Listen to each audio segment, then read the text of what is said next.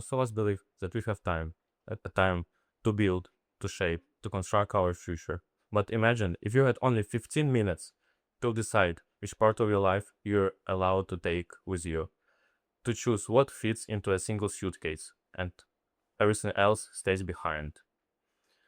For millions of people, it's not just a thought experience, it's the reality.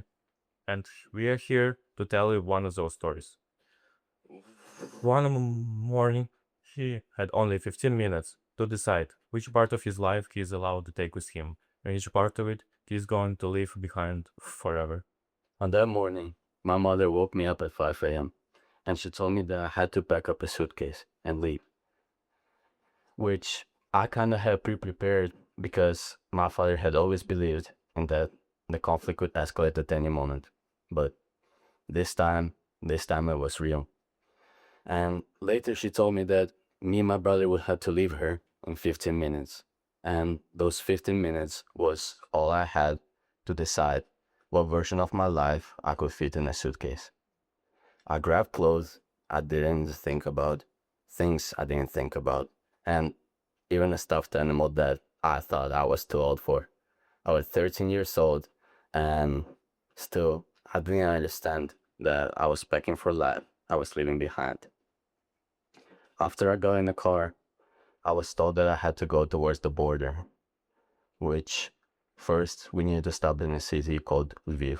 The road to Lviv took me about 20 hours. 20 hours of military machinery that looked like a movie. Tanks on a highway, convoys in a fog. And I just kept on waiting for someone to tell me that this wasn't real. And at 3 a.m., I arrived at a friend's house. I slept in the same clothes I traveled in. That night, I didn't dream. I just waited for the night to get over. And later on, it took me 15 hours to cross the border. 15 long hours of not knowing if the ground beneath my feet was still Ukraine or already somewhere else. And then I saw my father, and I ran to him, and I was happy. I was genuinely, truly happy to see him. And yet, I didn't understand that my happiness could coexist together with grief. That I could be running towards someone while running away from everything else. I yet did not understand that what I was leaving behind. I left my language in a place where I won't ever be speaking it again. I left my routines. I left the sound of the neighborhood at the dusk. And I left the version of my life that no longer exists. What you just heard is just a single story, and even though it might be personal, it's not unique. Around the world, millions of people are being forced to leave their homes because of war, conflicts, and instabilities. Yet, when we talk about migration, we usually talk about numbers. Thousands, millions, statistics. But numbers do not tell stories. They do not capture what it feels like to leave your home, your language, and your entire life behind. According to the United Nations High Commissioner for Refugees, 110 million people are currently being forcibly displaced worldwide. It means that 1 in every 70 people on Earth had to leave their home, and 40% of those are children. Children, like him, only had 15 minutes. We usually talk about migration in political terminology. Borders, policies, numbers. But migration is not a statistic. It's a migration is a sequence of actions taken under incredible pressure.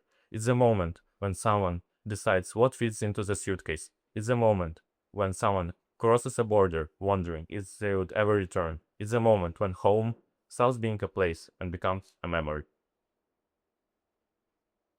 So, as the writer Weston Shard once said, no one leaves home unless home is the mouth of a shark, which basically means that people do not leave because they want to.